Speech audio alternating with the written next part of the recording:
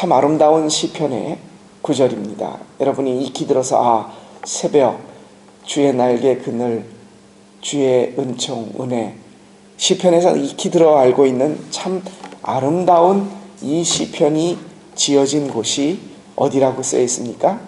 유대 광야에 있을 때에. 이때가 언제냐면 사무엘하 15장 23절의 이하에 보면, 사무엘하 15장이 어떤 말씀이 있냐면, 압살롬이 성문 앞에서, 우리가 예전 시편에서 한번 보셨죠. 압살롬이 성문 앞에 앉아서 다윗에게 다윗이 아니죠, 하나님의 뜻을 구하고 재판을 받으려 하는 사람들을 이리 와 봐라, 내가 당신의 억울함을 해결해 주겠다. 일의 사안을 들어보지 않고 네가 옳다, 그의 마음에 들게 해서 온 유대 사람들의 마음을 자기에게로 돌리려고 하고, 그래서 결국은 모반을 일으키죠. 다윗이 야반도주를 합니다. 있는 사람들을 다 급하게 꾸려서, 우리가 그저께 땅끝까지 마하나임까지 갔다라는 말씀을 함께 보았습니다.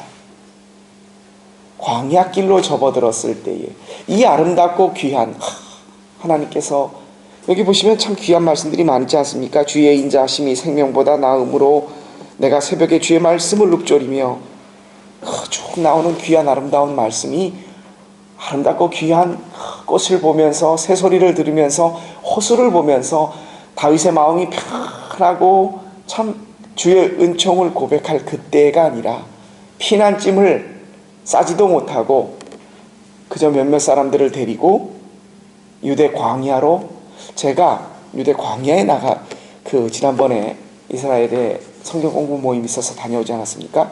한 30분 정도 차를 타고 가다가 유대 광야를, 이게 유대 광야, 예수님이 시험 받았던 유대 광야라고 보라고 해서 잠깐 내렸는데, 조금 있다 바로 버스를 탔습니다.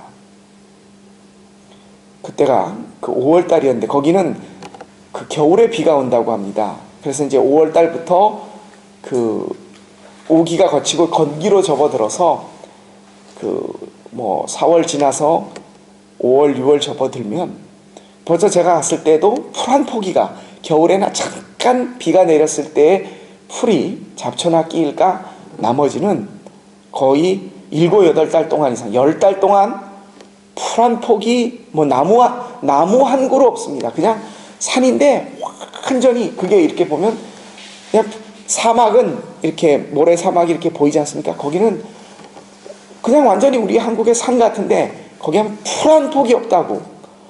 저는 그런데 무섭더라고요. 아지랑이가 싹 피어오르고, 여름에는 거기가 60도, 그러니까 물론 햇빛이 비쳐서 그렇게 복사열 때문에 그렇게 되겠지만, 사람이 그 타이어 바퀴가 터져서 내려앉는데요. 거기 잘못 차가 들어갔다고. 물론 차가 갈 수도 없지만 그 옆을 지나가는 길에 차가 잘못 가면, 유대 광야길에 접어들어서 하나님의, 오늘 다윗의 심정과 그리고 그가 노래한 것을 보십시오. 여러분, 그 중국 고사에 와싱삼담이라는 말이 있습니다. 이 누울 와자에 몸신, 몸이 눕고 그 상담, 아마 이게 담자가 쓸개 담자인 걸 같아요. 장작더미 위에 눕고, 이게 돼지 쓸개라고 하는데, 이 돼지 쓸개를 씻는다라고 하는 와싱삼담이라는 말입니다. 우리가 뭘 크게 사무치는 게 내 속에 있어서 뭔가를 결심하고 그것을 복수와 관련된 겁니다. 이게 어떠냐면, 중국의 춘추 전국 시대에 오나라와 월나라가 있었습니다. 이 오나라에 그 왕이, 제가 이름이 기억이 안 나는데 그 아들의 이름은 기억이 납니다. 부차라는 아들이 있었습니다. 이 월나라에 부천이라는 왕과 전쟁을 해서 이 부차의 아버지가 죽었습니다. 그러자 이 부차가 가시나무 장작더미를 쌓아놓고 그 위에 누워 잤답니다. 가시나무를 잘라가지고 장작을 패듯이 빼가지고 그걸로 침대를 만들어 놓고 그 위에서 잠을 잤대요. 누울 와자에 몸신자, 장작더미 위에 몸이 누운 겁니다. 가시나무 장작더미, 잠이 오겠습니까? 그리고 왕궁을 들어갈 때 나갈 때마다 왕궁 문지기더라 하는 말이, 내 아들 부차야, 너는 아버지의 원수를 잊었느냐? 밥 먹으러 들어갈 때, 나올 때 그때마다 옆에 있던 문지기를 시켜서 부차야, 너는 네 애비의 원수를 잊었느냐? 그 말을 하게 했답니다. 그래서 부차가 이를 악물고 칼을 갈았겠죠. 결국 그 월나라의 구천을 죽입니다. 죽이지 않죠. 그 나라를 싸워서 다 빼앗고 그 구천의 부인을 자기 첩으로 삼습니다. 그러자 이번에는 이 구천이 돼지 쓸개를 갖다 놓고 반찬을 대신해서 그 돼지 쓸개를 씹으면서 쓸개를 씹으면서 내 원수를 기억한다. 그랬답니다. 그래서 우리가 원수 갚을 때 쓰는 한자 성어, 독하게 마음을 먹고 가시나무 장작더미 위에서 잠을 자고 돼지 쓸개를 씹으면서 네 애비의 원수를 기억해라. 내가 이 원수를 갚겠다라고 했던 것이, 오늘 다윗이 자기 아들에 대해서 꼭 아들이어서 사랑하는 그런 것도 있지만 왕위를 뺏었습니다. 그리고 자기가 유대 광야에 가서 이 와싱 상담을 해도 모자랄 삶이에요. 네? 그런데 다윗의 오늘 시를 보면 내가 주의 은총을 노래하며 주의 날개 그늘에서 즐거이 부르리이다. 7절 말씀을 보십시오. 주는 나의 도움이 되셨나이다. 내가 주의 날개 그늘 아래서 즐거이. 아니 뭐 즐거울 일이 있겠어요? 그 광야에 나가가지고, 아니 하나님께 도움받은 게 광야로 쫓겨간 겁니까? 인지상정상 살펴보면 돼지 쓸개를 씹어도 모자라고, 예수님이 쓰셨던 그 가시관을 침대를 삼아서 원수를 갖고 왕위를 찬탈한 사람을 쫓아내고 왕위를 다시 찾아내야 할 것이 다윗이 해야 할 일인데, 근데 다윗은 주의 은총을 노래하며 내가 작은 목소리로 하나님의 은혜를 읊조릴 것이다. 그렇게 노래하고 있습니다. 뭡니까? 여러분, 여기서 우리가 오늘을 사는 우리들에게도, 우리가 왕위를 아들에게 뺏겨서 아들에게 배신당하고 죽을 목숨이 돼서 광야길로 도망 나가서 그렇게 있지는 않지 않습니까? 그런데도 다윗은 여기서 이 뜻, 아마 광야로 접어들어서 그때 앞에 속에서 제가 봤더니 숨기 딱 좋은 곳이에요. 왜 그런지 아세요? 진짜 숨기 좋은 곳이에요. 쫓아오는 놈이 먼저 죽을 것 같아요. 어차피 나는 도망가는 놈은 이래나 저래나 잡히면 죽는 건데, 이래나 죽으나 광야길 들어가는데 이 쫓아오는 놈은 안 죽여도 살잖아요. 이 쫓아오는 놈이 거기서 살아남을 게 없어요. 그럴 정도예요. 그 속에서 다윗이 하나님의 뜻을 깨달았습니다. 여러분, 우리가 그렇잖아요. 뭔 큰 일을 하나 겪고 나면 그 일이 해결되는 것에 막 몰두하지만 그 일이 끝나고 나면, 아니면 그 일 중에서도 인생 이렇게 사는 거구나, 이렇게 하면 안 되는 거구나, 단지 그 일의 해결뿐만이 아니라, 여러분들께서 왜 우리가 나이가 들면 어른들의 경험을 소중하게 여겨라, 그런 말들이 있습니까? 왜 자다가도 어른 말을 들으면 떡이 생긴다는 말이 있습니다. 이 일 단지 그것을 해결했던 것이 아니라 그 일을 통해 내가 깨달은 게 있어, 이게 나한테 이런 거구나. 오늘 다윗이 그 악조건 속에서도 대부분의 사람들은 칼을 갈면서 쓸개를 씹으면서 장작더미 위에 자면서 해야 될 일들 가운데서도 이게 나에게 주시는 하나님의 뜻이었구나, 하나님의 뜻을 해석해내고 읽어낼 수, 자기의 이 사건을 통해서 하나님의 뜻을 읽어낼 수 있었다는 거였습니다. 여러분, 많은 분들이 그렇게 묻습니다. 목사님, 어느 게 하나님의 뜻인지 모르겠습니다. 어떻게 해야 이게 정말 이거 우리 애를 이 학교를 보내야 돼, 이 직장을 보내야 됩니까? 때려치게 해야 됩니까? 이 사업을 접어야 됩니까? 저 사업으로 시작을 해야 됩니까? 이걸 수술을 해야 됩니까? 꼭 묻지 않더라도 여러분도 그렇지 않습니까? 기도하면서 하나님, 어떤 게 하나님의 뜻입니까? 이거 해야 될까요? 말아야 될까요? 알려주십시오. 여러분, 오늘 이 새벽에 제가 정말 깨달은, 길게 산 건 아니지만 하나님의 말씀을 연구하면서 또 많은 것들을 접하면서 제 나름대로 깨달았던 귀한 깨달음 하나를 알려드립니다. 하나님의 뜻요? 간단합니다. 뭔지 모르신다고요? 앞으로 나에 일어날 모든 일에 대한 하나님의 뜻을 다 알 수 있는 방법 하나가 딱 있습니다. 여러분, 아주 간단한데 사람들은 그것을 굉장히 답답하게 몰라 합니다. 뭔지 아십니까? 이 일을 어떻게 할까요? 목사님이 뜻, 그게 아닙니다. 하나님의 뜻을 찾는 방법, 그 책도 나왔는데 그건 책으로 갈 것까지도 없습니다. 여러분, 이게 하나님의 뜻일까? 저게 하나님의 뜻일까? 이걸 해야 될까? 말아야 될까? 고민하지 마십시오. 그 일에 대한 하나님의 뜻을 찾는 것은 참 어리석은 일입니다. 이게 하나님이 이렇게 하라고 하실까? 저렇게 하실까? 아니요.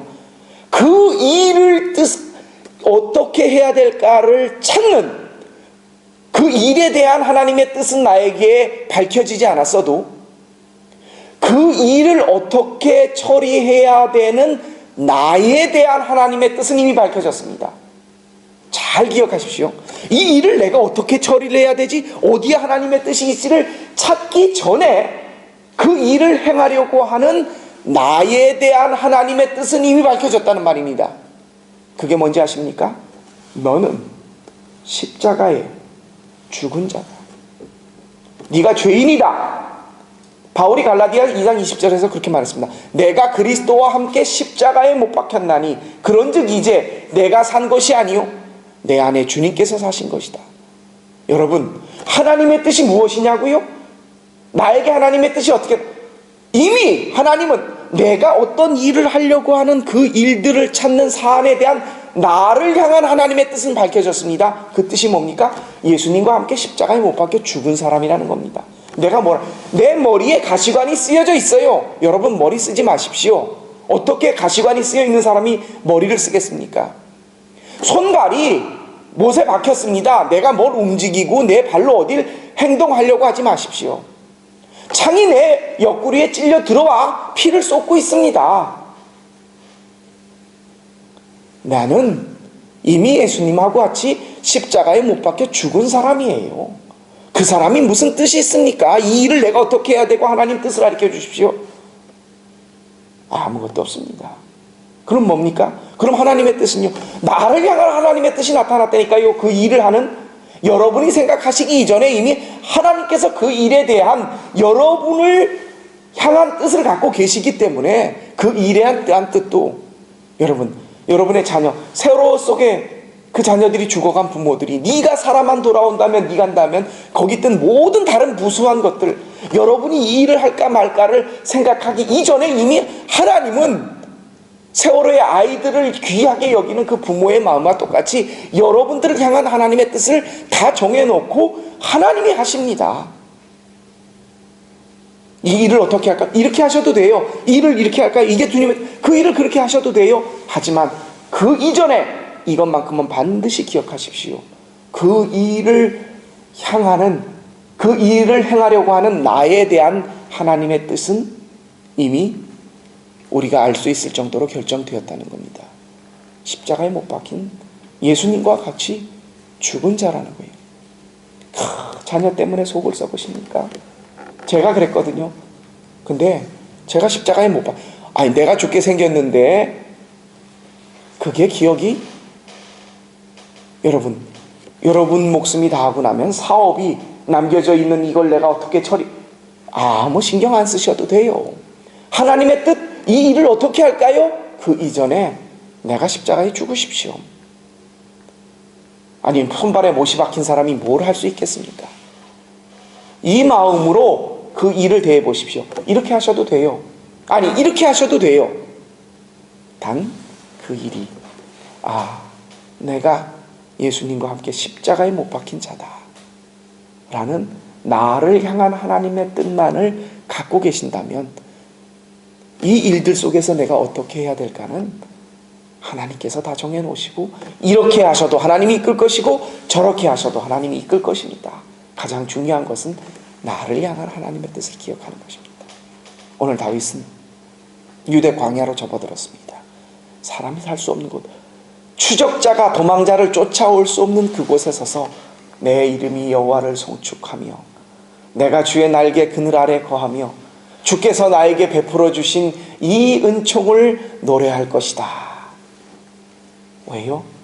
자기를 향한 하나님의 뜻을 알고 있었기 때문입니다.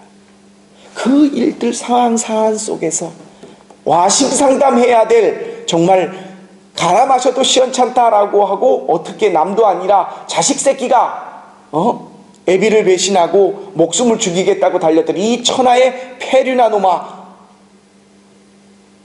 그런 다윗이 아니라 나를 향한 하나님의 뜻이 밝혀졌고, 다윗은 하나님의 뜻을 해석할 수 있었기에, 이 일 속에서 하나님이 나에게 이런 뜻을, 그래도 나와 함께 하시면서 자기를, 하나님 앞에 있는 자기를, 하나님을 앞에 서 있는 자기를 향한 하나님의 뜻을 깨달을 수 있었기에 이런 찬양을 부를 수 있었습니다. 사랑하는 성도 여러분, 이리로 갈까 저리로 갈까 고민하십니까? 내가 가는 것이죠. 나를 향한 하나님의 뜻을 먼저 기억하십시오. 내가 누굽니까? 예수님과 함께 십자가에 죽은 사람입니다. 머리 쓰려고 하지 마시고, 손발 움직이려고 하지 마시고, 내 노력으로 뭐 하려고 하지 마십시오. 창이 박혔고 가시관이 쓰였고 못이 박힌 납니다. 하나님의 뜻을 구하십시오. 뭡니까? 그 뜻이 문제가 아니라 내가 하나님과 함께 있으며 그 하나님 앞에 있는 내가 어떤 존재인가라는 그 뜻만 깨달은다면 여러분 앞에 주어지는 일들에 대한 하나님의 뜻은 자연스럽게 하나님께서 인도하실 것입니다.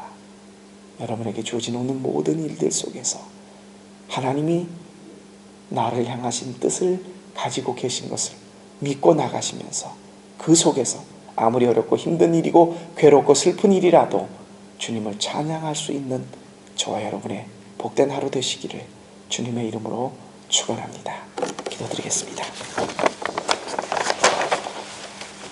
자식에게 쫓겨 목숨이 위태로워 사람이 살 수 없는 광야길에 접어든 다윗은 주의 뜻을 즐거워하며 주의 날개 그늘 아래서 하나님을 찬양한다는 노래를 부르습니다. 와심상담해도 시원찮을 판에 어떻게 이런 노래를 부를 수 있을까?